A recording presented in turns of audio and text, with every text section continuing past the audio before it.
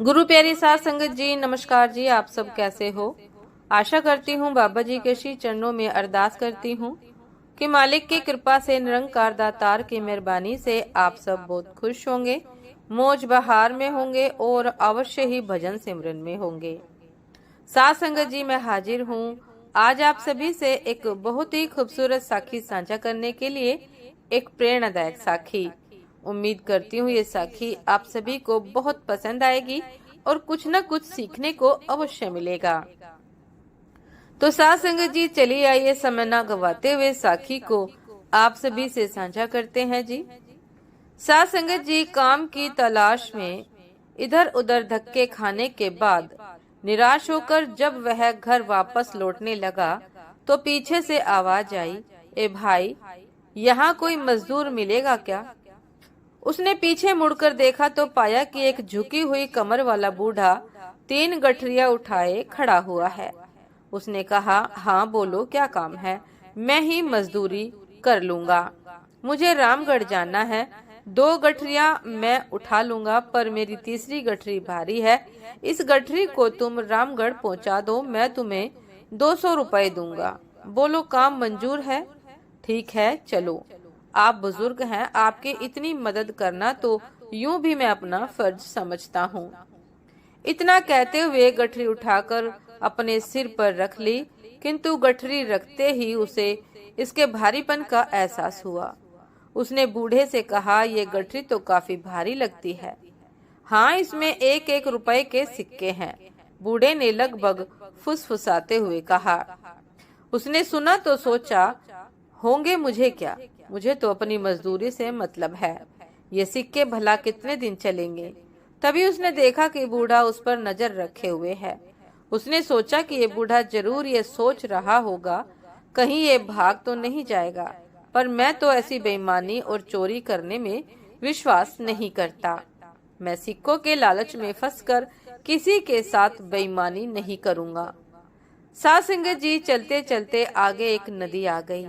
वह तो नदी पार करने के लिए झट से पानी में उतर गया, पर बूढ़ा नदी के किनारे खड़ा रहा। उसने बूढ़े की ओर देखते हुए पूछा, क्या हुआ? आखिर रुक क्यों गए? बूढ़ा आदमी हूँ, मेरी कमर ऊपर से झुकी हुई है। बूढ़ा आदमी हूँ, 2-2 गठरियों का बोझ नहीं उठा सकता, कहीं मैं नदी में डूब ही न जाऊं। तुम 1 गठरी और उठा लो, मजदूरी की चिंता न करना, मैं तुम्हें 1 रुपया और दे दूंगा। ठीक है, लाओ। पर इसे लेकर कहीं तुम भाग तो नहीं जाओगे? क्यों भला, मैं क्यों भागने लगा? भाई, आजकल किसी का क्या भरोसा, फिर इसमें चांदी के सिक्के जो हैं। मैं आपको ऐसा चोर बेईमान दिखता हूँ क्या? बेफिक्र रहे, मैं चांदी के सिक्कों के लालच में किसी को धोखा देने वालों में से नहीं हूँ। लाइए ये गठरी मुझे दे दीजिए। साध संगत जी, दूसरी गठरी उठाकर उसने नदी पार कर ली। चांदी के सिक्कों का लालच भी उसे डिगा नहीं पाया। थोड़ी दूर आगे चलने के बाद सामने पहाड़ी आ गई।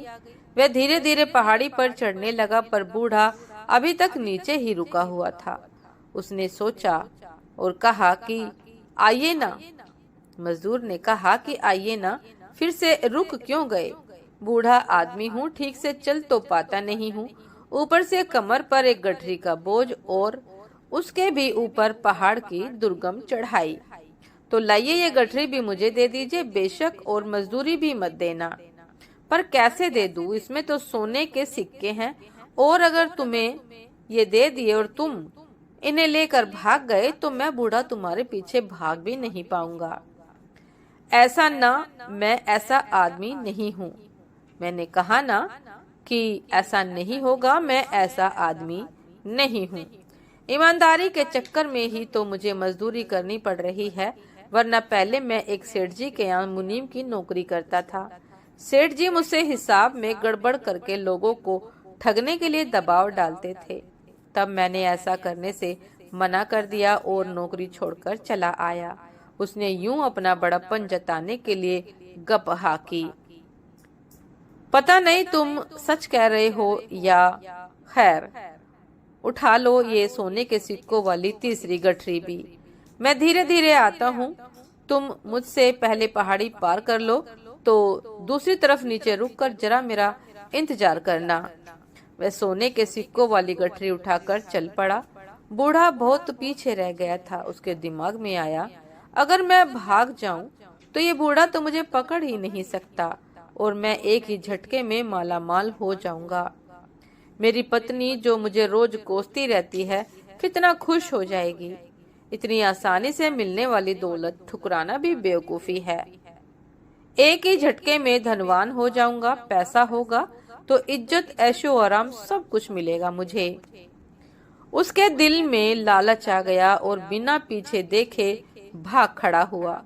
3-3 भारी गठरियों का बोझ उठाए भागते भागते उसकी सांस फूल गई। घर पहुंचकर उसने गठरियां खोल कर देखी तो अपना सिर पीट कर रह गया। गठरियों में सिक्के जैसे बने हुए मिट्टी के ढेले ही थे। वह सोच में पड़ गया कि बूढ़े को इस तरह का नाटक करने की जरूरत ही क्या थी। तभी उसकी पत्नी को मिट्टी के सिक्कों के ढेर में से एक कागज मिला जिस पर लिखा था, यह नाटक इस राज्य के खजाने की सुरक्षा के लिए ईमानदार सुरक्षा मंत्री खोजने के लिए किया गया। परीक्षा लेने वाला बूढ़ा और कोई नहीं, स्वयं महाराजा ही थे। अगर तुम भाग ना निकलते तो तुम्हें मंत्री पद और मान सम्मान सभी कुछ मिलता। पर साध संगत जी, हम सभी को सचेत रहना चाहिए। न जाने जीवन देवता कब हमसे ये किसकी परीक्षा ले ले। न जाने जीवन देवता कब हम में से किसकी परीक्षा ले ले। प्रलोभनों में ना डिग कर सिद्धांतों को पकड़ने की क्षमता रखनी चाहिए। सिद्धांतों को पकड़े रखने में ही दूरदर्शिता है। यदि वह लालच नहीं करता, अपने ईमान पर रहता, तो आज वह मंत्री पद का अधिकारी होता, मान सम्मान का अधिकारी होता। लेकिन बेईमानी के चक्कर में उसने सब कुछ गंवा दिया। साध संगत जी, ये थी आज की एक बहुत ही खूबसूरत साखी। उम्मीद करती हूँ ये साखी आप सभी को बहुत पसंद आई होगी। यदि पसंद आए साध संगत जी तो लाइक, कमेंट, शेयर करना ना भूलिएगा। चैनल पर जो भी नए हैं कृपा करके सब्सक्राइब कर लीजिएगा ताकि चैनल पर मिलने वाली सभी शब्द साखियों की अपडेट आप सभी को समय पर मिलती रहे। साध संगत जी, आप हमें इंस्टाग्राम पर भी फॉलो कर सकते हैं। इंस्टाग्राम का लिंक डिस्क्रिप्शन बॉक्स में दिया गया है। तो साध संगत जी, दासी को भी आज्ञा दीजिए।